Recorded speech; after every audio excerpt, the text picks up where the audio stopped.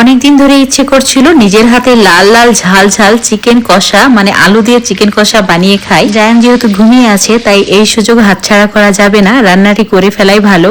তো প্রথমে ডুমো করে কেটে রাখা, মানে একটু বড় সাইজ করে কেটে রাখা আলুগুলোকে নুন হলুদ দিয়ে ভেজে নিয়েছি। ওই তেলে সামান্য জিরে, তেজপাতা আর শুকনো লঙ্কা ভেজে নিয়ে তাতে দিয়েছি 3টে পেঁয়াজ ভেজে নেওয়ার পর দিয়ে দিতে হবে আদা রসুন বাটা। 1 মিনিট ভেজে নিয়েই তাতে চিকেনগুলোকে দিয়ে ভালো করে কষিয়ে নিতে হবে।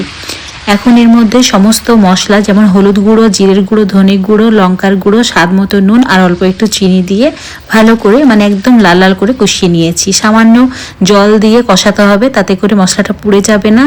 একটি ছোট সাইজের টমেটো কুচি, কাঁচা লঙ্কা আর ভেজে রাখা আলু দিয়ে আরও একটু সময় কষিয়ে নিতে হবে।